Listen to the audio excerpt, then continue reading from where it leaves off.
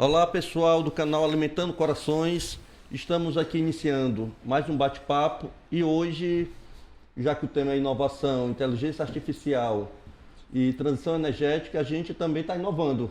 Aqui hoje é a primeira vez que estamos recebendo dois convidados.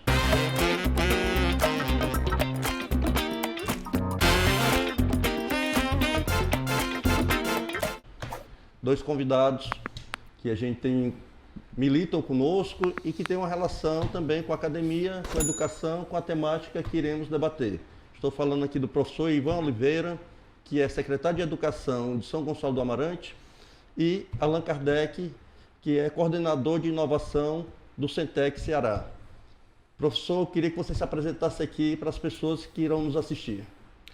Agleus, primeiramente agradecer o convite de participar desse quadro tão importante, que ajuda a levar conhecimento também aos ouvintes, aos que acompanham o seu canal, escutam o podcast. Eu sou professor do Instituto Federal de Ciência e Tecnologia do Ceará, o IFCE, na área de computação, mas também nos últimos anos, devido à nossa militância política, a gente tem atuado muito nessa questão da advocacia pro bono, trabalhando na questão dos direitos humanos e também, obviamente, na questão das inovações tecnológicas, das questões que envolvem a transformação social e digital por meio das tecnologias.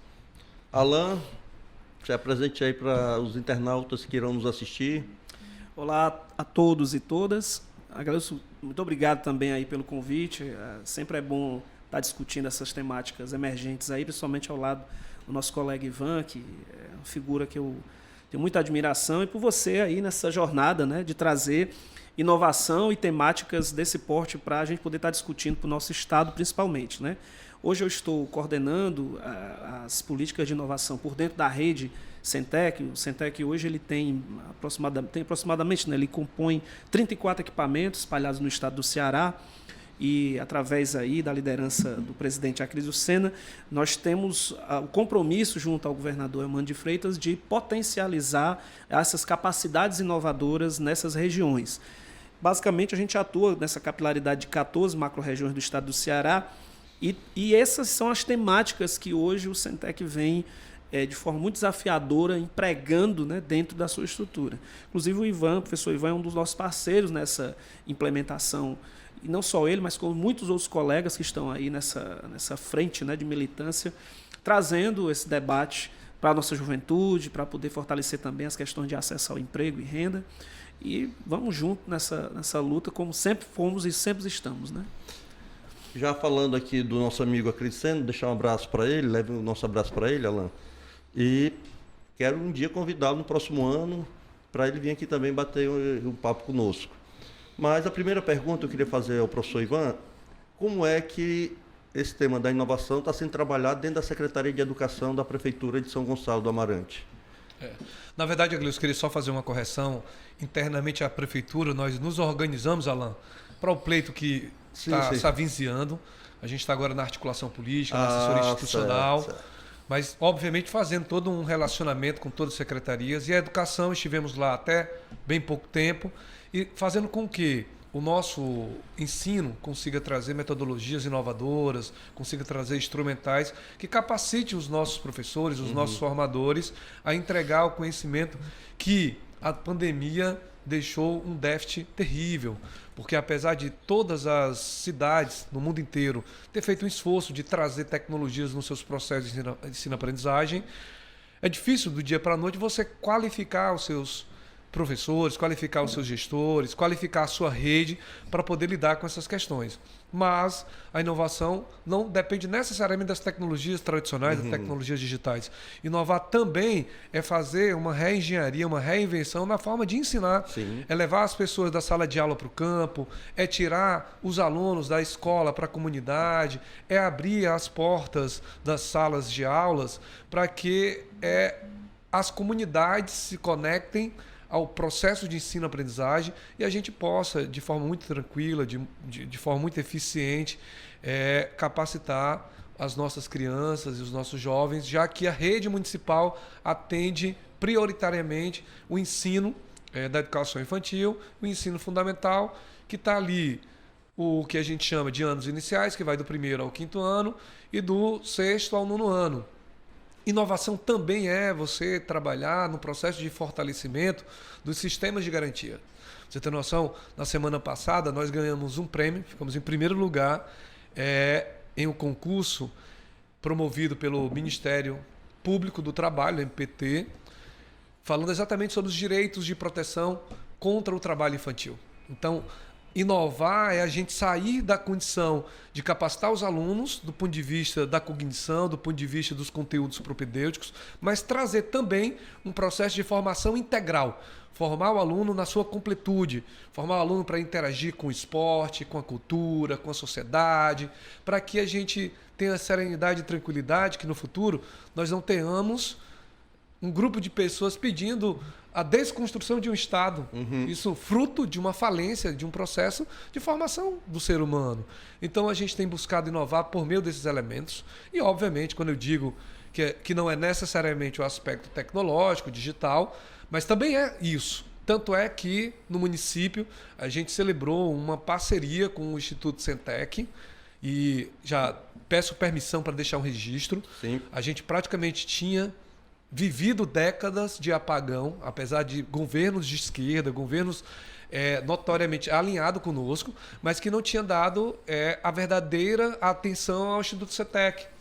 E o Acrisio Sena tem feito um processo lazarônico de ressuscitação do CETEC, em que a gente vê as cidades pulsar em um processo de formação técnica, de formação rápida, dirigida para o mercado de trabalho, que diria que depois do Ceará Sem Fome, a maior revolução que esse governo tem feito é na qualificação profissional por meio do CETEC, por meio do nosso deputado licenciado para poder assumir o CETEC, Acrisio Sena.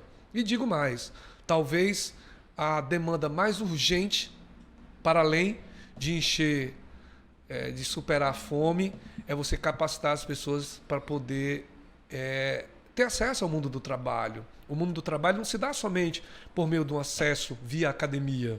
Às vezes um curso rápido, de 120 horas, às vezes 40 horas, cursos que são oferecidos pelo CETEC, transforma a vida das pessoas. Daí a importância do nosso governo, humano, dar uma atenção especial ao Instituto CETEC. Por falar em CETEC, eu queria agora me dirigir ao Alan.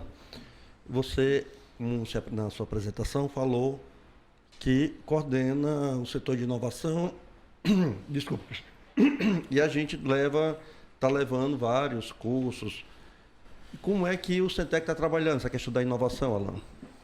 Bom, um ponto importante que a gente costuma estar demarcando, né, nesse espaço aí de diálogo e de disputa mesmo, né, aqui no estado do Ceará, é que inovação, Aglailson, e eu acho que é um ponto legal do teu programa, essa tua sensibilidade de poder trazer esta pauta para dentro das discussões que você já vem alimentando aí no podcast no decorrer do teu trabalho. Inovação, ela não se trata somente, como bem disse o Ivan, de puramente tecnologia, Exato. De equipamentos, ou de hardware, de software, o que seja. Mas também de métodos, de formas e pessoas. E pessoas. Principalmente, né? Então, quando você consegue olhar a necessidade de uma comunidade, a necessidade de características sociais, a necessidade de grupos, de minorias, né? Você consegue, minimamente, de forma mais assertiva, eu diria, mensurar o que de fato você quer levar, ou quer discutir de inovação naqueles espaços. Então, você não pode simplesmente querer levar uma nova tecnologia para um determinado grupo, achando que ele vai, de forma autônoma, simplesmente absorver aquilo como se fosse algo do cotidiano dele enquanto ele tem fome. E ele não está precisando, naquele momento, de uma conectividade necessariamente. Ele não está precisando de um equipamento necessariamente, né? Ou de métodos até. Mas ele está precisando de soluções para reduzir esse impacto naquele entorno dele. Então, dito isso, nós vivemos em um estado pobre, né? O estado do Ceará, a gente sabe bem, é um estado pobre que vem, a duras penas, com todo o empenho dos governos anteriores e agora, mais ainda, nesse governo que tem essa preocupação e essa sensibilidade, buscar alternativas de sobrevivência e de inclusão. Não é à toa que a gente está hoje, né, enquanto Estado, fortalecendo a Secretaria do Trabalho, né, que não se tinha assim, minimamente no estado do Ceará. A gente falava muito disso, de inclusão e desenvolvimento econômico, mas você não tinha aí um recorte específico para trabalho e renda em um espaço de governo no estado, né? E hoje nós já temos isso e estamos fazendo várias movimentações. É tanto que hoje, além da Secretaria de Ciência e Tecnologia, que também já vem trazendo esse diálogo já de muitos anos, porque você sabe que o Centec é um OS qualificado do Estado e que tem também a Secretaria de Ciência e Tecnologia como seu principal parceiro, além da Secretaria de Educação. E hoje a Secretaria do Trabalho.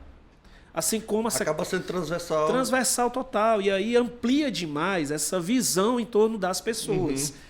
Para você ter uma ideia, Ivan, a gente hoje também tem já uma grande parceria com a Secretaria de Proteção Animal, recém-criada, que o deputado Célio Studa assumiu, né, recentemente, e que buscou o Centec porque teve também essa sensibilidade de olhar, não, de fato, esse aqui é um instrumento que pode nos ajudar, inclusive, a fazer esse diálogo que também é de inovação, de necessidade também, não só com as pessoas, mas também com a proteção animal, que já se tornou, inclusive, né, de forma muito social, do ponto de vista de saúde, do ponto de vista de questões de educação e de psicologia até, do trabalho com a relação, né, dos pets com as pessoas. Eu estou dizendo assim de forma muito lato, porque, na verdade, o nosso desafio vai ser sempre este. O que é que está havendo no entorno das nossas comunidades? Onde e como a gente pode entrar para gerar um impacto social positivo, para poder trazer uma nova discussão em torno das necessidades e reduzir, inclusive, o que nós tivemos há pouco tempo no nosso país. Essa falência de leitura política que o nosso país teve, que a gente quase entra em um abismo, e olha que nós estamos saindo dele, né, com muita força, é também falta disso. Ou seja, você não pode descredibilizar o debate político no entorno das comunidades. E as ações de inovação, de transferência tecnológica, de acesso, de emprego e renda, elas têm que estar constantes ali, mostradas também por um Estado que olha e se preocupa com essas pessoas e que elas não estão abandonadas e não podem se sentir abandonadas.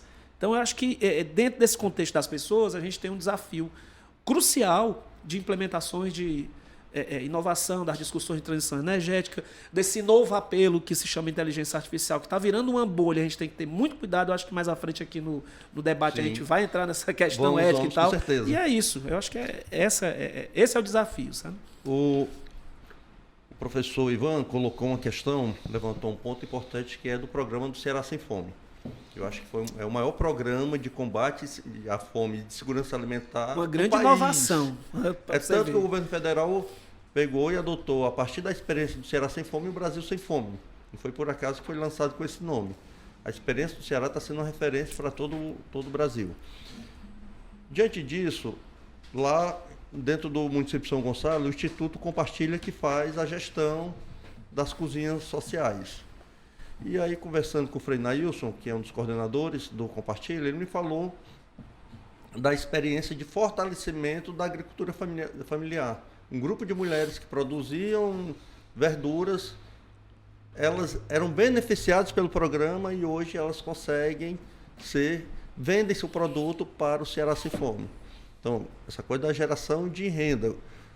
Aí eu pergunto para você, o governo municipal de São Gonçalo, você como articulador político lá do prefeito Marcelão, ele está acompanhando de perto esse programa, como é que a partir do programa também pode fortalecer, essa é uma inovação, fortalecer a experiência concreta da agricultura familiar e trazer para dentro do programa. Gleison. Na verdade, citar aqui e já mandar uma saudação para a primeira-dama e também secretária da secretaria que toca o programa Ceará Sem Fome localmente. Nós temos hoje 5 cozinhas que foram implantadas nas 4 regiões do município. A gente divide o município em 4 pedaços: sede, BR, sertão e litoral.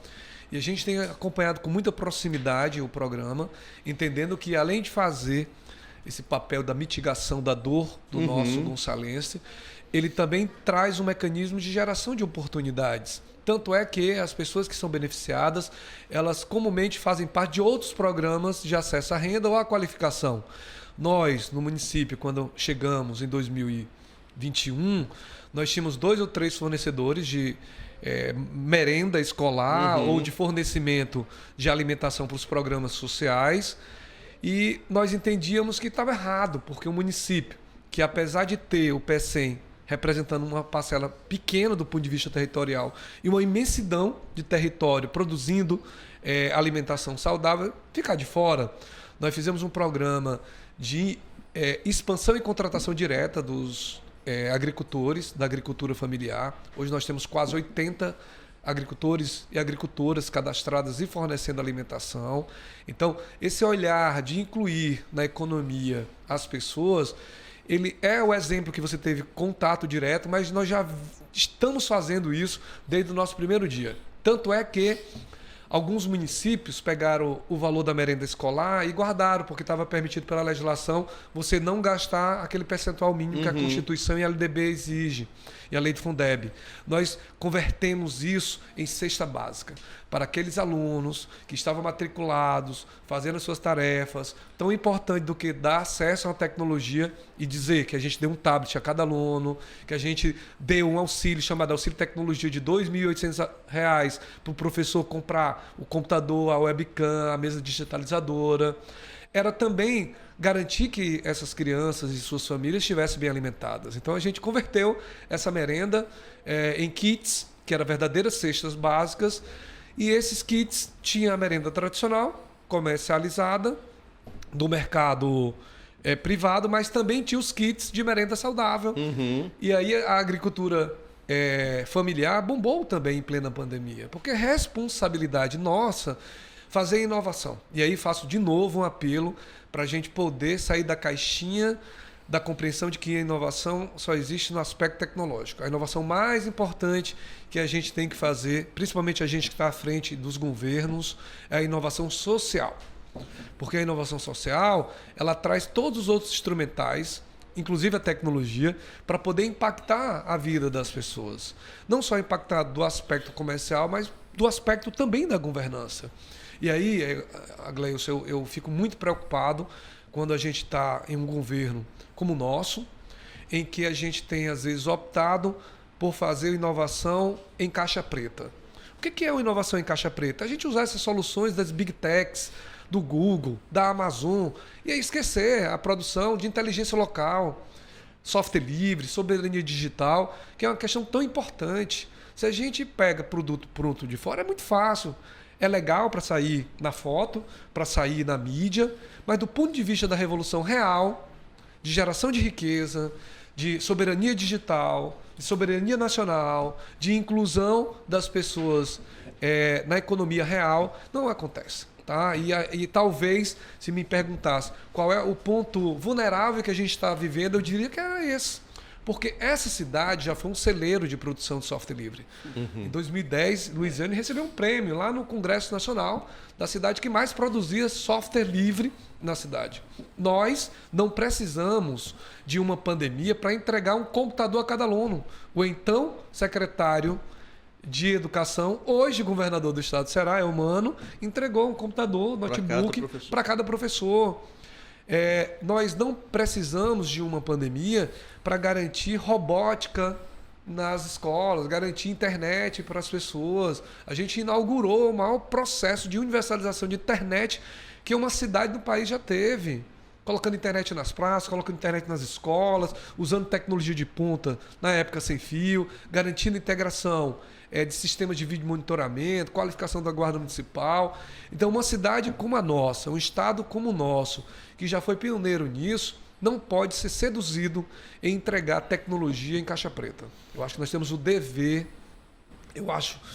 político e moral, de poder incluir também esse mercado de geração de inteligência, das tecnologias livres, do conhecimento livre, do software livre e das pessoas que podem ajudar o nosso estado a gerar riqueza também.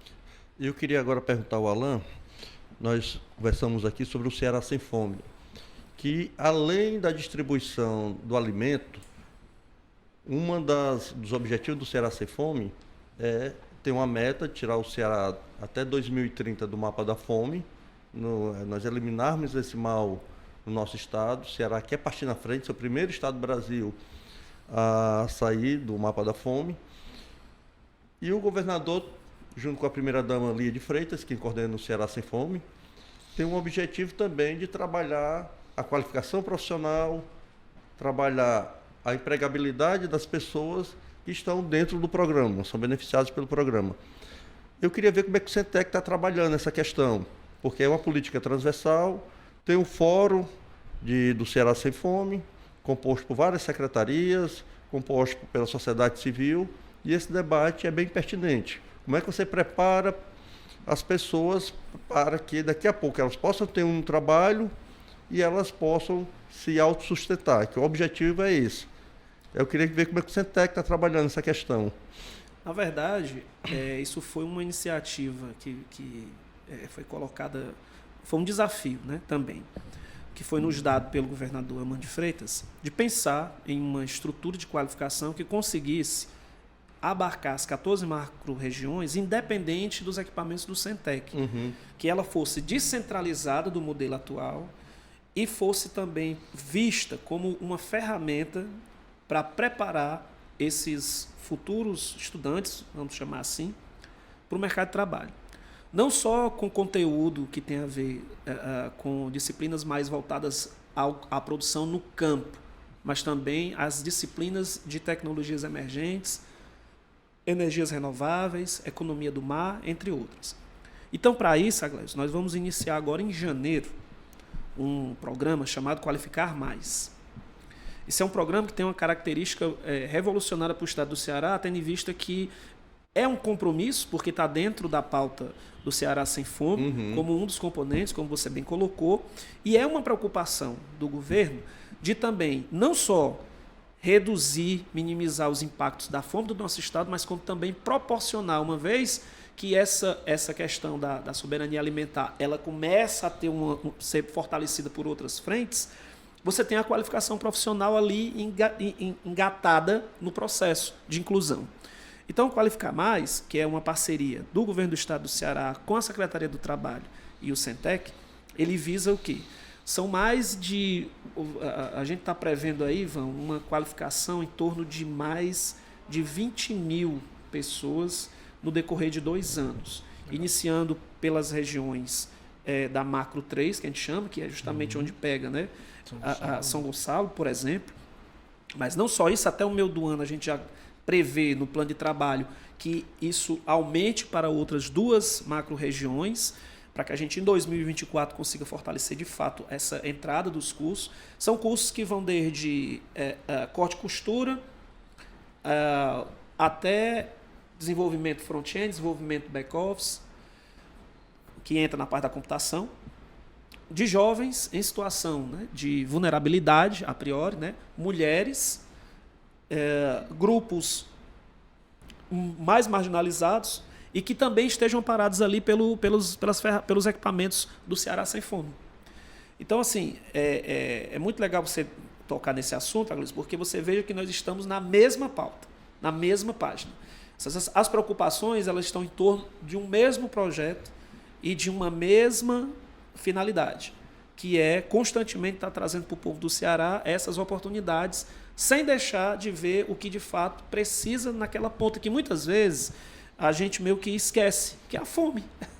Né? O que você está dizendo é o seguinte: para poder levar um curso ou profissionalizar uma pessoa, tem que conhecer a realidade daquele local. Não adianta eu aplicar um programa lá de qualificação, vou pegar aqui uma coisa aleatória, de mecânica de trator, se lá não tem trator. Exatamente. Então eu tenho que levar aquilo que aquela região possa potencializar e gerar emprego para as pessoas e renda. Nós temos hoje os arranjos produtivos locais, que é uma política muito interessante no governo do estado do Ceará, que ele faz o quê? Ele faz essa leitura.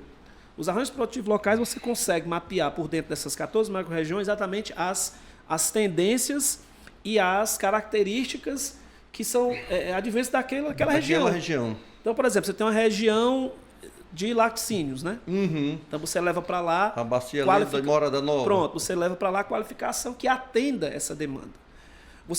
No estado do Ceará, hoje, vocês sabem, no interior, você tem uma demanda enorme pela mecânica de moto. Sim. Pela questão manutenção, instalação de ar-condicionado. Você tem o pessoal que trabalha muito fortemente ainda com manutenção de celular. Então, esses pequenos laboratórios, energia, elétrica, eletrônica, esses pequenos laboratórios eles vão sendo colocados de acordo com aquelas regiões que têm essas vocações. Mas tudo isso é feito baseado nessa leitura dos arranjos produtivos locais também, além de estar interagindo com o processo de interação do Ceará Sem Fome ali, a gente sempre colado, para poder fortalecer essa agenda de uma forma que você leve educação, qualificação, e que você tenha ali o suporte da soberania alimentar, sempre coladinho com o outro. Eu acho que é uma aposta, e eu acho que nós vamos conseguir trazer até final de setembro do próximo ano indicadores e resultados fantásticos. Ótimo. Entendeu? Eu queria aqui começar a conversar sobre uma pauta hoje, que a gente conversava aqui, pessoal, antes de começar aqui a nossa conversa, aqui nos bastidores, sobre tirar da caixa preta um debate que hoje o mundo todo pauta, que é a questão da inteligência artificial, IA. E eu queria que você explicasse, Ivan, para as pessoas que estão nos assistindo, o que é a inteligência artificial e os impactos que essa inteligência artificial traz para o mundo do trabalho, porque o que é que está sendo pautado hoje? Vou te dar um exemplo. Por exemplo, eu estava vendo uma conversa do neurocientista Nicodelis, de uma experiência prática. Ele disse que ele é formado, não sabia que ele era médico, ele é formado. Ele disse que quando estava ainda fazendo a residência dele no hospital, chegou uma pessoa que estava... A mulher suspeitava que ele estava tendo um AVC, ele examinou, a pessoa não detectou nada, e que o médico, o professor dele, passou e disse: encaminha para o UTI que esse cidadão está tendo aí um AVC no olho, a partir da experiência humana. E os Estados Unidos hoje começa a implementar, tem um debate de ter já a inteligência artificial para fazer o primeiro atendimento. Isso é um impacto na vida das pessoas, de toda a humanidade. Eu queria que você explicasse o que é inteligência artificial e esses impactos para o mundo do trabalho. Na verdade, assim, e acredito, Agleus, que o nosso público é um público mais diverso possível, exato, né? Exato. Que vai desde o jovem, do adulto, da periferia, às pessoas que estão na academia. Sim. Mas, de forma bem simplória, quando a gente imagina a inteligência artificial, é você ensinar a máquina a aprender como o homem aprende. Então, você vai criar modelos matemáticos, científicos... Até o Nicodelis falando. Ela jamais vai substituir o homem. Por quê? Porque o homem tem a criatividade. A máquina, ela processa as informações que já existem. Exato. Então, ela não vai criar nada. Ela vai processar e, a partir daí, ela vai dar um encaminhamento. Tanto é que, a depender da área que você esteja trabalhando, alguns vão chamar aprendizagem de máquina, né? Ou sistemas de aprendizagem. Mas, no fundo, nada mais é do que você capacitar algo que é não humano a tomar uma decisão baseada nos sinais. Os sinais são os parâmetros que você vai estabelecer. É como a gente faz também. Por que você freia o carro? Porque você, com um sinal visual, vai se aproximando e você entende que vai ter que reduzir a velocidade. Por que você vai tomar a decisão de tomar um remédio para diminuir a sua temperatura? Porque você vai ter uma série de sinais que vai estar acontecendo e esses sinais vai fazer com que você tome a decisão. Então, na prática, a inteligência artificial nada mais é do que isso, de você criar modelos para poder ensinar a máquina, e a máquina pode ser um elemento físico, hardware, ou pode ser um software. Eu diria que não é uma coisa do agora. Na verdade, há algumas décadas, o ser humano já vem ensinando o computador a tomar algumas decisões, a citar o que a gente tem no sistema de transporte público, por exemplo. Ao longo do dia, o tempo de permanência num sinal vermelho é diferente, porque ele entende que quando o tráfego estiver mais intenso, eu não vou segurar o trânsito de forma indevida. De manhã, quando o trânsito está menor, eu vou liberar essa circulação. A mesma coisa é em outros lugares. Eu vou citar uma situação que aconteceu pessoalmente comigo. Durante a academia, eu sempre pesquisei a engenharia da computação, da teleinformática, ligada à questão da medicina, da biomedicina, tá? E na época nós desenvolvemos um software para reconhecer padrão dos batimentos cardíacos. O batimento cardíaco é um ciclo que o coração sofre, um processo de eletrização das suas camadas, em que gera 5 ondas, a P, Q, R, S, T. E a depender da morfologia dessas ondas, eu vou correlacionar com uma condição cardíaca. A morfologia da onda pode me dizer que tem uma arritmia. E que arritmia é essa? Vou dar um exemplo. Se a onda P está invertida, provavelmente aquele cidadão pode estar susceptível, estar passando por uma situação de fibrilação atrial. E o médico, às vezes, para detectar uma inversão de onda P, ele teria que pegar um exame e 3 minutos de exame tem 3.000 batimentos. Como é que ele vai detectar um único com inversão de onda P? Fazer no olho nu é um convite à imprecisão do diagnóstico. Enquanto que a máquina poderia, dentre milhares de batimentos, dizer, não, vá no batimento 2.325, que lá tem um problema na morfologia tal. Então a máquina entra não para substituir o homem, mas para tomar algumas decisões baseadas em sinais em que a gente consegue parametrizar. Então, na prática, a inteligência artificial é isso. Agora, obviamente, a gente pode ensinar a máquina a aprender com as suas experiências. Então, posso ter modelos que ele vai replicar só aquilo que ele já aprendeu, mas eu posso ensinar a máquina a aprender. A gente tem metodologias, como as técnicas de rede neural, que eu ensino algumas situações, digamos, umas 5, 6 cenários. Vai aparecer um cenário 7, que não estava experimentado, mas ela, por ser um sistema não supervisionado, ele aprende a aprender. Então a inteligência artificial chega nesse nível de você conseguir ensinar para tomar a decisão como o homem toma, mas também a se virar como também o homem se vira em algumas situações. Obviamente, com um grau de erro muito maior do que... Deixa eu te fazer uma pergunta, te provocar aqui, homem. Ivan. É o seguinte, aí 2 temáticas que eu queria que você pudesse dissertar. Sim. Primeiro, a questão do interesse público e privado nessa questão. Nós estamos falando aí de uma tecnologia que pode acelerar cada vez mais, chegar num nível quase de perfeição, de autoconsciência de uma inteligência dessa. E aí o interesse público e privado. Isso nas mãos do Estado, que possa contemplar o público, ou pode estar nas mãos do ente privado, que vai atender os seus interesses enquanto multinacional, enquanto poderio econômico. Isso é uma questão. A outra questão é essa coisa da autoconsciência da inteligência artificial. Aí pegando experiências da arte, né? A vida imitando a arte. De chegar a um ponto, que é isso que alguns cientistas debatem, que é a questão, a partir dessa autoconsciência, ela pode estar programada para dizer o seguinte: você está programado aqui um exército de inteligência artificial para preservar a questão do meio ambiente. Ela detectar que a maior ameaça do meio ambiente é o próprio homem e começar um processo de exterminação humana. É um debate que a gente já viu que isso ocorre. Eu queria que você pudesse dissertar um pouco sobre essas 2 questões. Eu vou trazer o Estado para o meio desse processo e o centro da minha resposta. Uhum.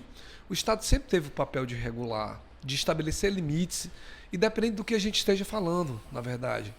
Por exemplo, eu tenho à disposição o agrotóxico, e por que eu não uso em excesso? Porque o Estado vai lá e regula, para poder certificar que menos o Bolsonaro, que liberou todo no governo dele, né? Mas o papel do Estado é fazer a limitação. Eu entendo que a inteligência artificial, ela também traz benefícios.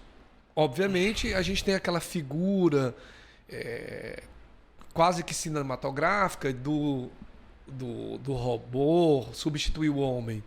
Se a gente partir da premissa de que ele vai substituir o homem como, sei lá, reduzir o número de postos de trabalho, etc, etc, pode acontecer, mas cabe ao Estado dizer, não, tem um limite.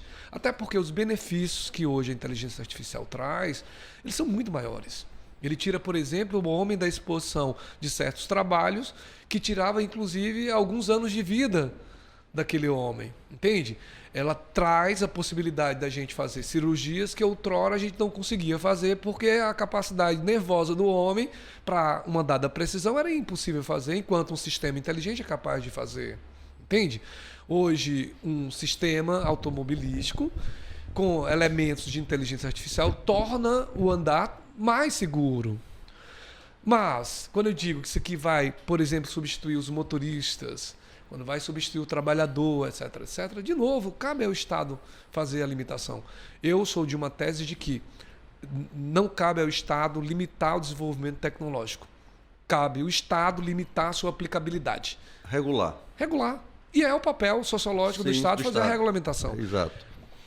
O contrário também. Não cabe à academia, né, criar limitação das decisões sociais que os governos têm que fazer. O que a gente tem que fazer é trabalhar em sinergia e estabelecer os limites necessários para que haja uma convivência entre as tecnologias, seja de inteligência artificial, e as questões de proteção que o Estado tem que fazer.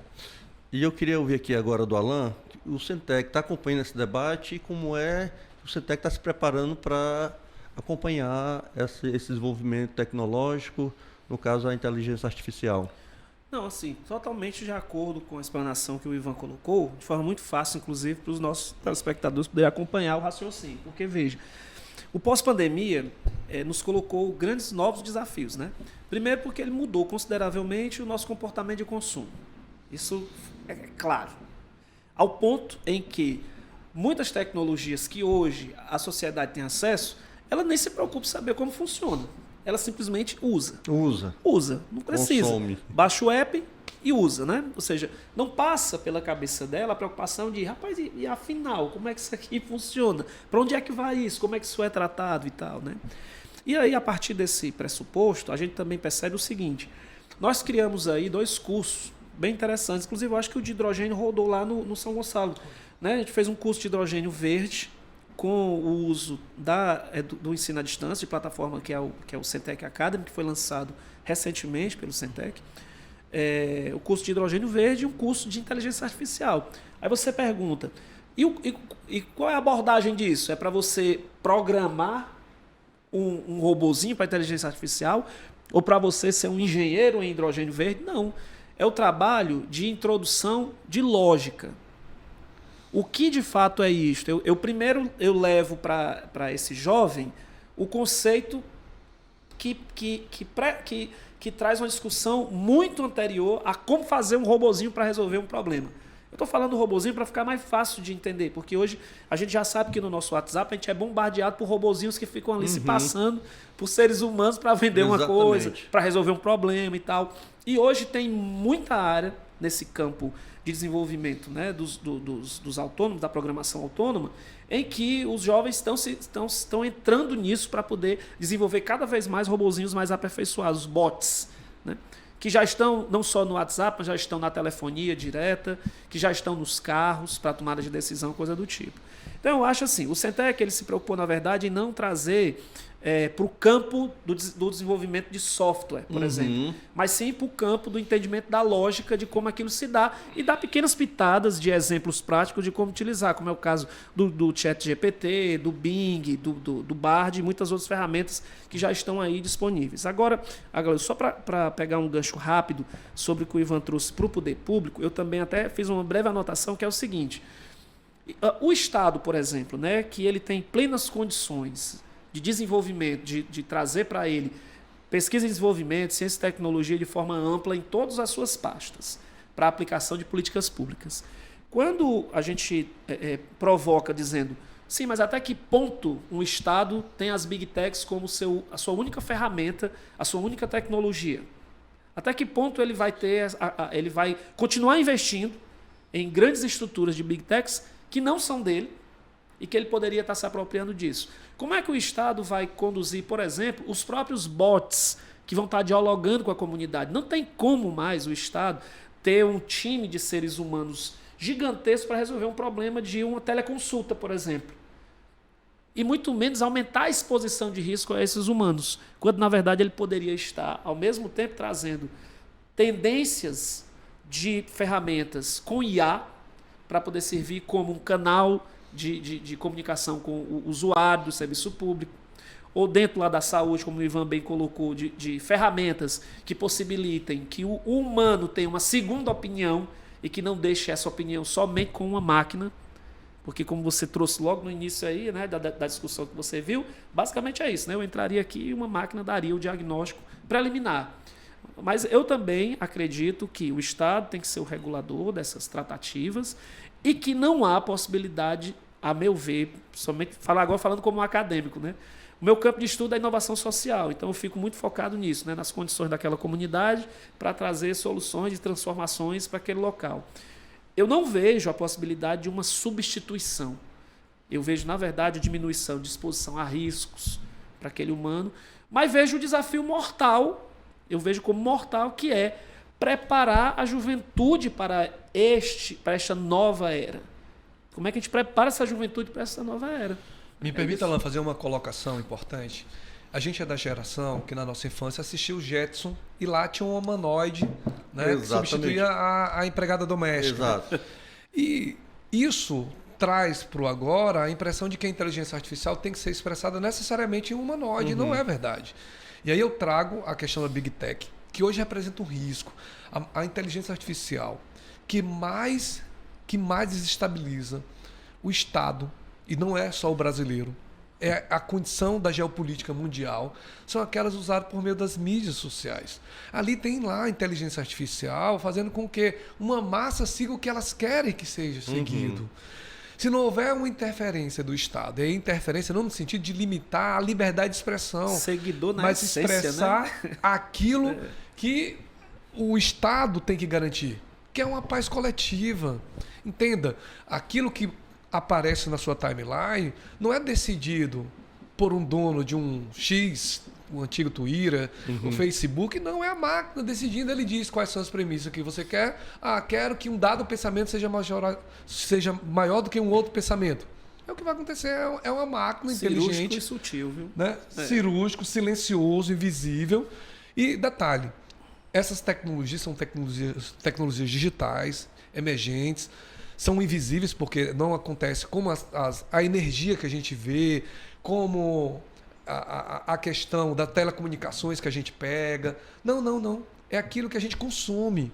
E o Estado regula todo esse processo. Por que o Estado não vai regulamentar também essa questão das mídias sociais e a interferência da inteligência artificial nessa questão? Vocês falaram aqui sobre a questão da inovação e da transformação do mundo do trabalho na pandemia. Sim. Que segue agora pós-pandemia.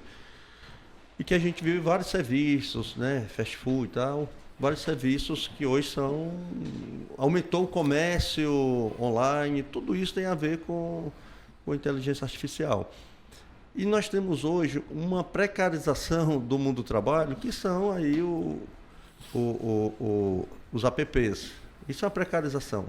O presidente Lula, inclusive, que pensou em que o Brasil pudesse desenvolver uma tecnologia. Você estava falando do Brasil desenvolver software, né, desenvolver, ter seu programa, para ficar dependente das Big Techs, sobre a questão dos Ubers, uma experiência que é ligada ao Google, a grande Big Tech. Como é que um país, Ivan, um país nosso, que ainda, você estava falando aqui nos bastidores, o mundo está discutindo 7G. Nós nem implementamos ainda o 4G direito.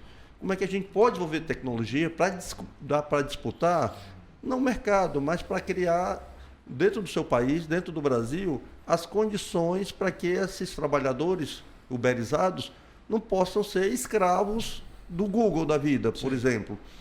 Como é que a gente pode, desse salto de qualidade, ao mesmo tempo, regulamentar o que existe hoje, que é a precarização do mundo do trabalho?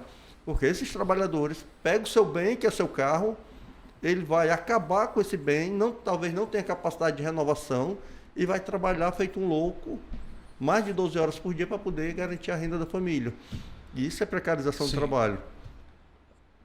Na verdade, o que acontece? A gente não precisa nem sair do país para poder chegar na resposta prática.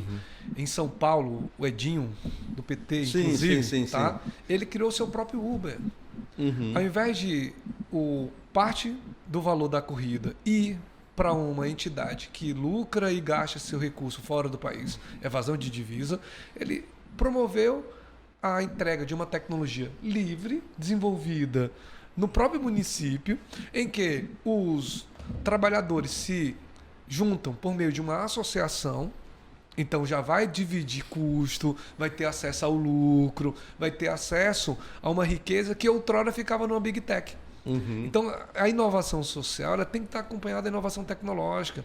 Esses apps todos que a gente vê aí à disposição, aquele que pede comida, aquele que pede o carro, aquele que negocia um produto, são coisas simples que um aluno nosso da academia, na metade do curso, consegue fazer um app com o tamanho e envergadura desses que estão no mercado. Agora, tem que existir uma vontade do Estado a entrar nesse processo. Primeiro, garantir as condições para os trabalhadores ou os usuários das plataformas. A depender de como a gente vai interpretar. Aí a minha parte de desconhecimento. O custo de um investimento, por exemplo, o Estado quer investir no desenvolvimento de uma Big Tech aqui dentro do Brasil. Você falou a experiência lá do Edinho, mas assim, vamos pegar numa escala maior, uma escala nacional. Como é que você pode investir para que o Estado possa desenvolver? Não precisa nem necessariamente ser estatal, pode ser via PPP, por exemplo. Mas como é que o Estado pode incentivar? Qual é o custo disso? Precisa ter satélite? Desenvolver satélite? Não, na verdade, assim, a gente sempre tem a impressão de que as inovações elas são movidas por grandes descobertas, grandes investimentos. Pelo contrário, se você pegar as 5 Big Techs mais ricas, nasceram no quintal de uma casa, num quarto de alguém. Com software livre, inclusive, com software na base. livre, inclusive, na base. Então não precisa. Na verdade, o que a gente precisa é ter isso como uma política pública. Ou a gente opta por ser consumidor, e aí vai pagar caro, vai precarizar o trabalhador, não vai ter acesso à riqueza que ela vai gerar. Ou você opta por uma soberania digital, uma soberania tecnológica, que é, por exemplo, entender que o Centec pode ser esse grande orquestrador, esse líder em desenvolvimento tecnológico, fazer os laboratórios em cada canto do estado. Dos CVTs, né? Apadrinhar as pequenas empresas, os negócios que podem ser escaláveis, né? E ajudar a essas pessoas que não necessariamente são jovens, são pessoas que têm uma ideia e que às vezes não têm um padrinho, e o Estado poderia ser esse padrinho. A gente, de novo, não pode se tornar um mero consumidor. E o que a gente tem visto, tá? E aí é geral, são nos governos de esquerda e de direita no nosso país, a gente restringe a tecnologia a ser um mero consumidor. Ivan, só aproveitando aí, e tem a ver com o que está na pauta agora, não que seja dispensável o debate político em torno da precariedade do trabalho com os aplicativos, mas eu acho que mais importante do que estar discutindo isso é justamente o Estado olhar para si e ter vontade política para, na verdade, fortalecer a implementação de soluções para dentro dos municípios e dos estados. As câmaras, de alguma forma, dos municípios, deveriam estar preocupadas não em querer criar uma agenda, que é uma agenda que ela não tem fim. Veja bem, Agleilson, uma Big Tech dessa, ela independe, por exemplo, do que for decidido. A única coisa que afeta ela diretamente é uma regulação dentro do país. E, com certeza, essa regulação vai ser tratada não só politicamente, mas vai entrar o empresariado. Eu vou te dizer que o ministro do Trabalho, Marinho, inclusive pensou de formalizar, que é o mercado formal. E aí houve uma reação, inclusive essa coisa que a gente estava falando, da disputa ideológica, de que os próprios trabalhadores precarizados eles não se sentem trabalhadores, porque eles são induzidos a acreditar que são empreendedores. Mas eu sou um empresário de mim mesmo. Aí você está falando dessa coisa de como é que a gente... Já é uma briga ideológica, regulamentar isso. Mas veja bem, é o mesmo exemplo do WhatsApp. A gente usa. Os aplicativos de serviço foi do mesmo jeito. Alguém, em algum momento no Brasil, com certeza baixou o Uber. Rapaz, que negócio legal, quer dizer que eu posso fazer dinheiro com isso aqui, com o meu carro? E começou a usar. Mas jamais foi discutido o impacto que isso geraria a longo prazo. E aí se tornou um debate meramente político. Ele não pode ser só político, esse debate. Tem uma estratégia por trás disso, porque se não tiver uma discussão estratégica, com a vontade política como sendo o motor que facilite isto, chame o empresariado também para isso, é como o Ivan disse, Pô, o que é que impede Fortaleza ter um aplicativo desse? Pode ser até um movimento de empreendedorismo, Sim. desde que a riqueza gerada por meio do app seja distribuída em quem participa. Você tem noção, às vezes, volta para o trabalhador 60% do valor. Imagine, você ganha ali R$100, 40 fica com o dono do app Exatamente. e retorna R$60. Ivan, os caras, não sei se já aconteceu contigo, você pega um Uber, aí o camarada diz assim, rapaz, eu não sei, ele me diz o valor que eu vou receber, mas eu não sei quanto ele está cobrando e não sei para onde eu vou. Às vezes eu recebo uma mensagem do motorista dizendo assim, meu amigo, me diga uma coisa, é para canto tal? Eu fico, mas como assim para canto tal? Ele não sabe, ele deixa você apertar para ir, entendeu? Tá vendo o que é soberania? É você ter a possibilidade de promover ao usuário uma máxima transparência. E aí, Aglailson, eu fico de novo, falo com muita tranquilidade, porque milito nesse campo de esquerda desde 96. E nos cabe, enquanto militante, ficar fazendo também os apontamentos. Claro. Nós temos aqui em curso um investimento, inclusive fruto do financiamento internacional, para transformar o nosso Estado de forma digital. Mas o que a gente tem visto que a opção que tem sido tomada é a opção da inovação de caixa preta, onde o principal parceiro são as Big Techs. E digo mais, nós estaremos e continuaremos refém daquilo que no futuro nós poderemos dizer, poderia ter feito a revolução porque estava com o poder da decisão e não fizemos. Digo isso para a gente poder, nos próximos anos, fazer uma discussão com muita tranquilidade, que não seja meramente academicista, mas também que não seja meramente prática no sentido da decisão mais fácil, mas que a gente possa fazer uma discussão honesta, tranquila e entendendo que o Estado, aonde ela colocar a mão, ela vai não só proteger direitos, mas ela vai produzir riquezas. E a riqueza boa é aquela onde pode ser dividida com o maior número de pessoas.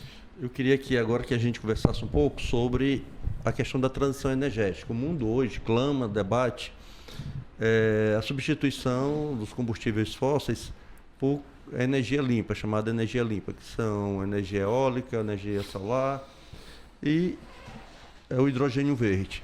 Inclusive, o nosso governador Eumano tem feito muitas viagens para buscar parceiros e investimentos aqui no Ceará. Também nos bastidores conversávamos, o Ceará tem tudo, né? Tem muita água, tem muito vento e tem muito sol. E nessa coisa da transição energética, como é que o Ceará pode partir na frente e, a partir daí, como é que isso pode se transformar em benefício para a população cearense e a gente contribuir para que o mundo possa melhorar a sua matriz energética e possa melhorar as condições de vida da humanidade e do clima, que a gente vive hoje um impacto já. Não é que vai vivenciar a mudança climática, ela já ocorre. E isso é essencial hoje para a humanidade debater essa questão. Sim, na verdade o Ceará tem sido uma vitrine para o mundo, né? Pela diversidade. Vou voltar para São Gonçalo da Amarante. A gente chega na cidade, a gente tem geração de energia por força dos ventos, eólica. Nós temos geração de energia tradicional, as hidrelétricas. Nós temos geração de energia solar. Nós temos até geração de energia por força das ondas. Não sei se vocês já chegaram a ver lá no Porto do Pecém, tem umas estruturas alaranjadas que ficam se mexendo, parecem umas boias. Ali não é uma boia de sinalização, não. Na verdade, ele fica ali convertendo tipo de dínamo, energia mecânica da força das ondas em energia. Então, a gente já vem, não vou falar sofrer, porque remete a coisa ruim, né? Sim. Nós já estamos passando por um processo de transição energética, onde a nossa base principal de geração de energia era na queima, a geração de carbono. Hoje chama-se até de forma alternativa de economia de baixo carbono. Tá? E dizer, Aglailson, que essa transição ela não se reduz ao investimento no hidrogênio verde, não. Talvez o hidrogênio verde, pela sua escala, né, por estar agora na pauta, ela vai representar uma parcela significativa nesse processo de transição energética, mas as outras matrizes de geração também, que vai dialogar com essa questão da baixa emissão de gás carbono, tem uma relação direta. E no Ceará também a gente tem uma experiência com energia nuclear. No entanto, independente da metodologia que você vai gerar energia a partir das condições atômicas de um dado elemento, isso impõe um certo risco. A gente ano passado teve o maior medo, porque um vazamento que aconteceu em Santa Quitéria estava comprometendo a qualidade da água no lençol em diversas cidades do estado do Ceará. Então, sempre que a gente falar sobre geração de energia, transmissão de energia, consumo de energia, nunca vai existir a forma mais adequadas. Sempre vai existir elementos de impacto, né, naturais, e o que a gente vai tentar estudar e colocar na mesa, qual aquele que vai nos dar maior condição econômica, aquele que vai dar melhor condição de geração. E digo mais, vai depender muito das especificidades, até que o Alan falou, vou mandar para um dado lugar, um dado curso, porque lá tem aquela vocação. Energia é a mesma coisa, eu tenho que estudar qual é a melhor forma de gerar energia em um dado lugar. Aqui no Ceará tem um privilégio, né, da gente poder gerar energia solar ao rodo, porque a gente tem uma exposição enorme. Gerar energia por força dos ventos, no próprio litoral ou próprio dentro do mar. Tem várias plantas autorizadas pelo estado do Ceará para você fazer geração de energia solar, energia eólica dentro do mar. Como também tem os lixões, que é um problema que a gente trava há décadas. Você tem noção, no estado do Ceará já se deveria ter erradicado os lixões há mais de 10 anos com a política, né, de descarte dos resíduos sólidos. Poderíamos usar esse elemento legal para transformar esses lixões em indústrias criativas, gerar biomassa, etc. Então, eu enxergo esse campo de muita possibilidade. Eu até brinco com os colegas dizendo que o estado do Ceará, e especificamente lá São Gonçalo do Amarante, é uma espécie de Olimpo, porque a gente está ali conectado às várias formas de geração de energia. E trazer aqui também para dizer que essa questão da energia solar, energia eólica, a energia do hidrogênio verde, ela é também uma grande esperança no processo de geração de emprego e renda. Porque não é só gerar, tem toda uma cadeia produtiva que está relacionada, que vai gerar milhares de empregos nesse processo. Para você ter noção, de São Gonçalo do Amarante, nós temos algumas fazendas de energia solar, que cada uma delas vai gerar mais de 1.000 empregos, só no processo de preparação dessas fazendas. E algumas delas, Aglailson, elas são feitas, levantadas um pouquinho do solo, para poder permitir que embaixo dela possa se fazer plantação orgânica, porque vai gerar espécies de estufas que a gente vai estar dialogando ali também com a preservação do meio ambiente. E para encerrar com respeito a esses temas que são tão relevantes, dizer que eu tenho enxergado em várias políticas do nosso governo atual, não sei se de forma intencional ou não intencional, várias ações que dialogam com a Agenda 2030 da ONU, que tem uma coisa interessante, por exemplo, do combate à fome, tem a ver com a ODS 2, que é da segurança alimentar, quando a gente está trabalhando essa questão da energia limpa com a ODS 7, e vários outros exemplos da proteção social. O governador esteve lá presente na última COP, né? 29, e o próximo vai ser aqui, a COP 28, né? Exatamente. Então, dizer para o nosso povo de São Gonçalo do Amarante, nós tivemos o privilégio, na época, quando nós entramos em 2021, Aglailson, eu era o secretário de Planejamento e dirigi a construção do PPA. E do PPA nós fizemos o nosso plano plurianual, cada ação conectada com os objetivos da ODS. Cada uma ação. A gente dividiu o nosso município em 4 agendas. Uma agenda institucional, uma agenda social, uma agenda ambiental e uma agenda econômica. Jogava os programas dentro dela, os projetos dentro dela e as ações para que o município possa contribuir aí com a Agenda 2030 e que a gente, por meio das nossas ações, das nossas interferências pessoais e institucionais, consiga construir um país, um mundo mais sustentável. E aí eu queria perguntar ao Alan, diante desse debate, que o Ceará hoje, como falou o professor Ivan, hoje o Ceará é uma referência e partiu na frente e é ponta nesse debate da transição energética. Como é que o Centec está se preparando? Você falou aqui já no debate, na conversa entre nós, que o Centec já faz preparação na coisa tem experiência lá em São Gonçalo mesmo, na parceria lá com a prefeitura. E se a ideia do Centec é aprofundar mais ainda para preparar o nosso povo para essa... Vai ter 1.000 empregos lá gerados, que você falou, né? Só de um empresário. Então, como é que o Centec está se preparando para capacitar o povo cearense para enfrentar esses novos desafios? Então, transição energética eu entendo não somente como transição energética por energia, mas eu vejo como uma transição, inclusive no modo de produção do próprio processo. São novas frentes de trabalho que são criadas. Por exemplo, para ter uma planta solar, você precisa de muita gente ao redor fazendo a manutenção daquele espaço, que não se trata só da turma que cuida da parte mais técnica do equipamento. Sim. Você precisa da pessoa que capina, você precisa da pessoa que faz a alvenaria, e não é uma coisa tipo, não é o mesmo capinador ali do terreno, ele tem que ser qualificado para poder trabalhar nos espaços onde tem as plantas de energia solar, por exemplo. É interessante. Esses experimentos a gente está vendo na prática aqui no estado do Ceará, inclusive na ausência da mão de obra qualificada para isso. Quando nós começamos a expandir a questão da fibra ótica no estado do Ceará, nós tivemos o mesmo problema, a ausência da mão de obra. Então a gente fez o quê? A gente que eu falo, o estado em si, nesse processo de adequação para a fibra ótica, que tem a ver mais diretamente com o empresariado privado. Sim. Mas veja, aquela turma que estava lá trabalhando como prestador de serviço na elétrica, né? Aqueles antigos montadores das TV a cabo, a Sky, aqueles negócio do cabo e tal. Esse pessoal, eles foram sendo absorvidos por esse mercado. Não houve uma qualificação adequada, simplesmente eles se adequaram e esse quadro surgiu desta forma, para dar vazão à manutenção e implantação de serviços de fibra ótica, por exemplo. A mesma coisa está se dando com a energia solar hoje.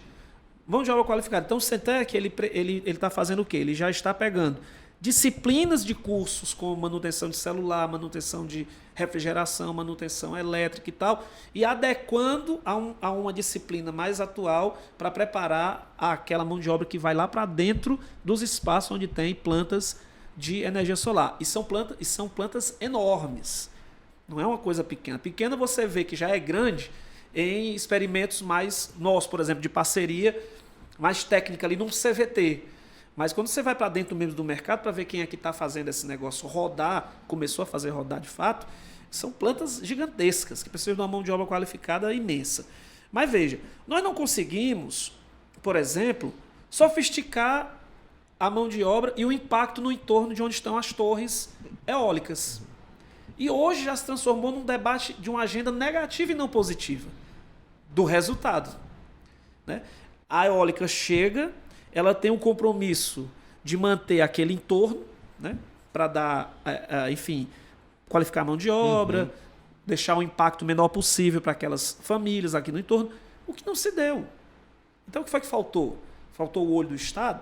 Ou faltou o compromisso social das ONGs, por exemplo, que estavam acompanhando esse processo de amadurecimento? Na energia solar, por exemplo, vai ocorrer o mesmo. Eu acho o seguinte, eu vejo com bons olhos o Renda do Sol. Por mais ainda que ele esteja ali como ele está como um decreto, né? Já está tendo alguns experimentos, mas o Renda do Sol, basicamente, ele diz o seguinte, bom, para reduzir o impacto ali naquele entorno, por que que o agricultor não pode gerar sua própria energia? Exatamente, o governador Eumano, por que as casas, né? Ele tem essa visão. A preocupação da Humana é essa, amigo, em cada casa, se eu puder botar fazer uma planta de energia solar e uma comunidade todinha, exato, ao invés de um terreno só, acabou. Se eu tenho ali o agricultor familiar que ele tem um pedaço dele, que ele está plantando lá, né? O cheiro verde, a cebolinha e tal, o jirimu, e tem a outra parte que ele pode estar tendo a planta as placas. Né? Inclusive, eu estava aqui pesquisando, quando a gente estava conversando aqui, e o Alan falando da experiência do Centec, no dia 8 agora, semana passada, encerrou a inscrição do primeiro curso técnico de energias renováveis, um lá no Cariri e outro aqui na região metropolitana, São Gonçalo da Maré. Tá? 30 vagas para a primeira turma. Foram centenas de pessoas inscritas. Concorrência entre 20 e 30 para uma vaga. Quer dizer, o povo está querendo se qualificar para isso. Tá? Porque eles estão vendo lá. Precisa dar oportunidade. Agora, o que eu imagino? Olha, se a gente pegar a experiência da energia tradicional, a partir da combustão, não sei se vocês já viajaram em direção ao Rio Grande do Norte. Você passa por Mossoró, você vê em alguns quintais... O quê? lá Sim. estruturas tirando Sim. petróleo e vendendo, né? Isso. Obviamente que eu vou aqui esticar a baladeira, como se diz no Ceará.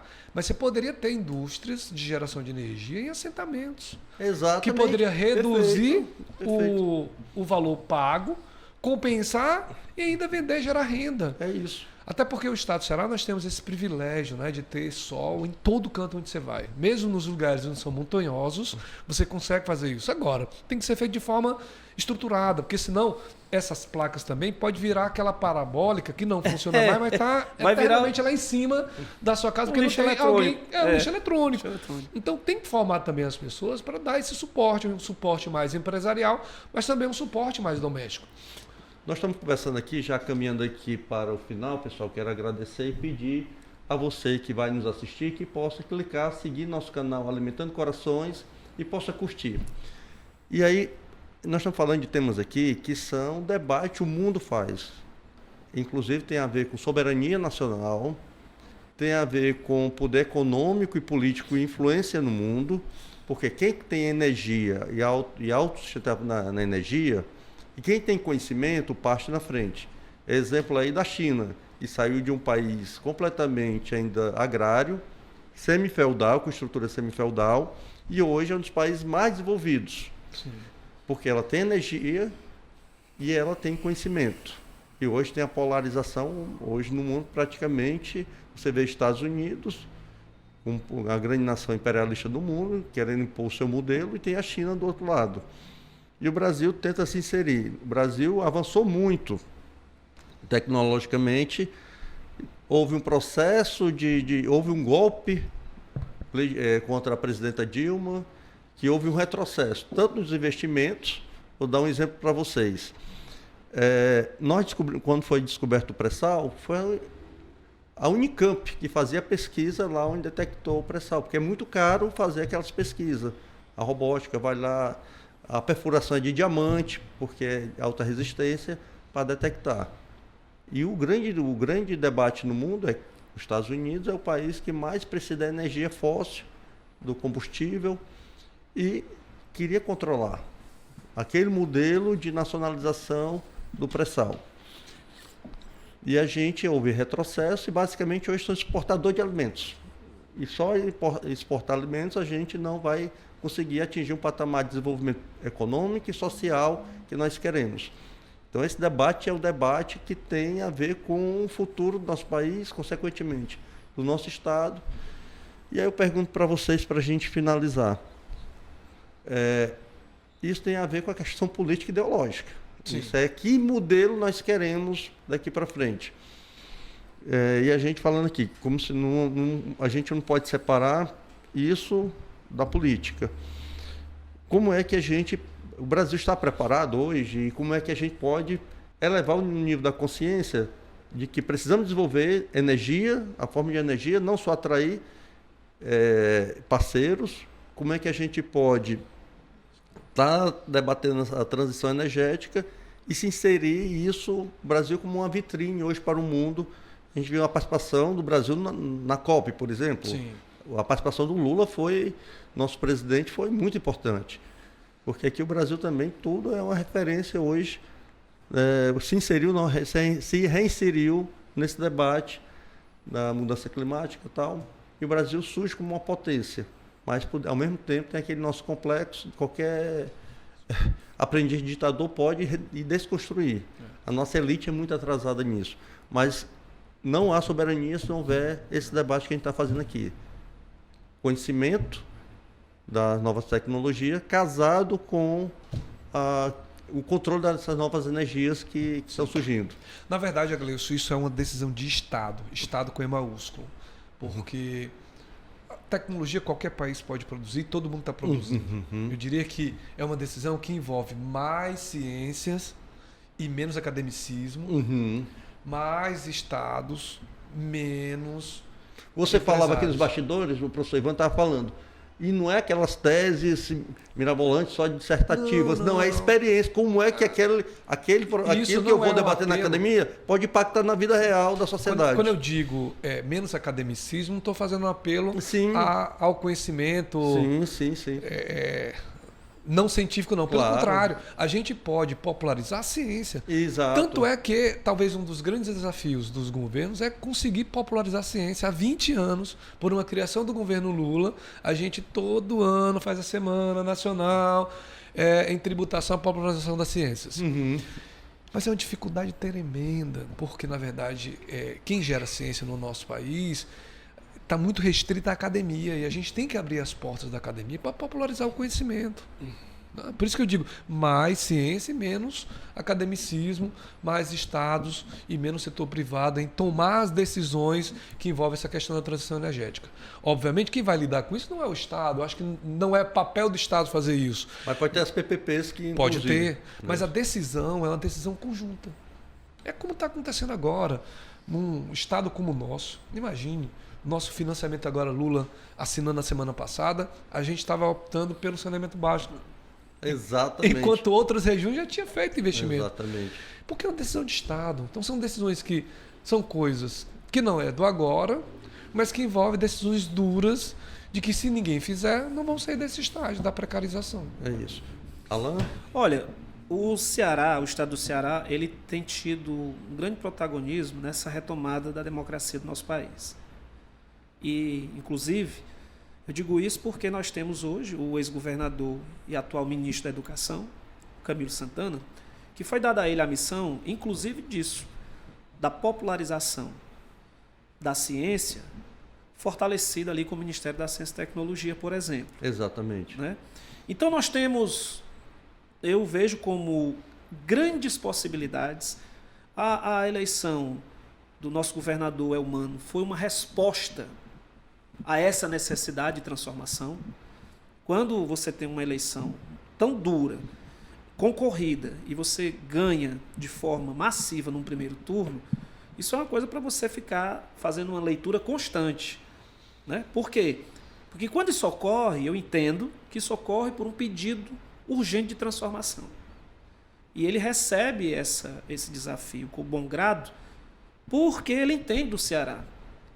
E o ministro da Educação, que foi o nosso governador, alinhado tão qual o nosso presidente. Então, veja, o que nós temos aí é um conjunto que pode fortalecer o nosso modelo de educação em tempo integral, vai começar a ser colocado no país todo. O modelo do estado do Ceará. E vai ser agora um modelo de país, para o país. Né? E no campo da ciência e tecnologia, nós podemos ter essa mesma visibilidade e força. Com muita tranquilidade, porque, veja, é um governo que tem isso na pauta. A vontade política, ela... Exatamente, está na pauta do nosso governo. Está na pauta do dia. Exatamente. Você não via, por exemplo, no estado do Ceará, ficar discutindo transição energética, pô, como se fosse uma coisa do nosso cotidiano. Exatamente. Hoje, qualquer jovem no interior do estado do Ceará fala do hidrogênio verde. E ele não precisa ter o conhecimento científico aprofundado para poder discutir isso no seu dia a dia. Então, são pautas que são tão atuais e tão necessárias que quando ela se massifica é a prova concreta de que a gente está no caminho certo. Então eu vejo que nós estamos no momento exatamente de ter grandes oportunidades. Eu estou vendo que no próximo ano a previsão no campo da ciência e tecnologia seja melhorada. Esse refis que foi feito do Desenrola para a questão do FIES foi rapaz, isso aí foi um gol de placa, porque deu um alento a milhões de brasileiros que ficavam sendo, né, colocados ali sobre aqueles telemarketing agressivo de ficar cobrando o camarada com toda a dificuldade que o país tem passado, agora no pós-pandemia e anterior ao fortalecimento da democracia brasileira. Então, são sinais claros de que há a possibilidade de ter esse diálogo. A academia, o privado e a sociedade civil. Isso sempre para mim foi um básico da gente conseguir avançar e avançar cada vez mais. Eu queria agradecer ao professor Ivan, ao Alan, por estar aqui nessa conversa maravilhosa, que nós estamos debatendo temas estratégicos, né, importantes para o nosso Estado. E eu queria que você pudesse fazer as considerações finais, Ivan, depois o Alan. Eu só agradecer pelo convite, dividir esse espaço com o Alan, que é um colega que há algumas décadas vem discutindo essa questão das inovações tecnológicas. E dizer que a gente cumpre um papel muito importante, porque todos nós três aqui temos um desafio também institucional, estamos na agenda de governo, seja estadual ou municipal, e que a gente não se canse, mesmo tendo o dever de apoiar os nossos líderes, que a gente também chame para uma reflexão. Fico muito feliz pelo Estado estar resgatando a pauta da qualificação profissional, de estar fortalecendo o Centec, estar capilarizando a sua rede por meio do CVTEX, das FATEX, etc. No entanto, muito preocupado com a agenda da transformação digital em curso, porque a gente não vê uma discussão envolvendo a produção de tecnologia aberta, envolvendo a questão da soberania digital, está muito pautada na questão das grandes empresas, sabe? Com soluções fechadas, que no primeiro momento nos dá a possibilidade do resultado imediato. E aí, não sei se vocês são cristãos, mas eu sou. Não, eu sou católico. O atalho nunca é a melhor solução. O atalho ele é sedutor, porque é rápido, nos dá acesso direto ao resultado. Mas o resultado robusto, o resultado duradouro, ele vem pelos caminhos que às vezes são tortuosos. Sim. Às vezes você optar por construir soluções que são soluções mistas, soluções que envolvem soluções prontas de grandes instituições, mas também tem elementos de integração com soluções construídas localmente. E aí vou voltar lá para 2006, quando o Cid falava sobre desenvolver uma plataforma integrada que pudesse os vários sistemas das diversas secretarias estar conversando entre si, etc, etc.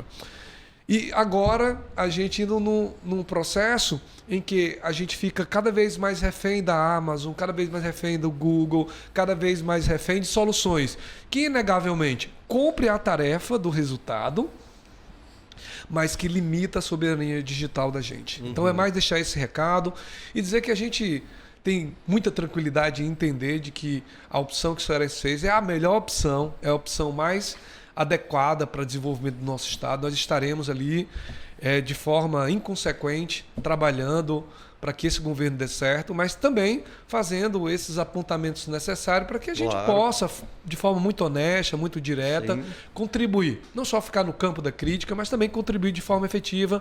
Muito obrigado, parabéns pela ideia. Podcast é só sucesso. Alan? Agailson, olha, a iniciativa do canal, a partir de você, para mim, já mostra o seu compromisso com as preocupações do nosso Estado, com as preocupações na nossa capital. Eu acho que você traz um debate de conhecimento. Eu já tive a oportunidade de assistir dois programas que você tem passado na sua lista, na sua rede, né? E me chama a atenção porque você não traz aqui uma discussão puramente ideológica para poder alimentar determinado segmento. Eu acho que você traz aqui uns insights interessantes de conhecimento para a gente pensar criticamente o que ocorre no nosso entorno. Então, essa sua iniciativa, ela demonstra o seu compromisso. Eu acho que é um modelo que poderia ser seguido agora nos próximos meses, nos próximos momentos, por outros e outros canais, porque isso ajuda a gerar uma consciência mais crítica de debates que parecem estar muito distantes da realidade daquela pessoa que está lá no interior do Caririaçu, né? Lá em Campos Sales, lá numa comunidade bem longínqua aqui do nosso estado, mas que ela entende. Ela, na hora que ela tem contato com um conteúdo como esse, que não é um conteúdo pesado, que você consegue trazer convidados, uma linguagem mais acessível e tal, isso ajuda, porque está no cotidiano dela. Exatamente. A tecnologia está, a inovação está, ela tem consciência disso da forma dela, mas ela sabe que está. Ela sabe que o WhatsApp fora do ar é um problema para ela. Ela sabe que ela não vai conseguir passar o Pix ou receber o Pix porque é uma conectividade e ela não precisa nem saber como é que isso funciona, como a gente já tem dito. Então, essa iniciativa do canal é salutar, eu agradeço demais. Fico à disposição também nos seus próximos programas, acho que o Ivan da mesma forma. E a gente está junto nessa linha de frente para continuar construindo um Ceará cada vez melhor e mais fortalecido. E mais ainda, né, os nossos municípios com esse engajamento visto não somente pela política, mas visto também pela preocupação do social, do que a gente possa dar de resultado para eles. É isso aí. Novamente agradeço ao professor Ivan, ao Alan, e quero novamente reforçar que você que vai nos assistir possa se inscrever no nosso canal Alimentando Corações, e possa também curtir esse episódio. Um grande abraço e até a próxima.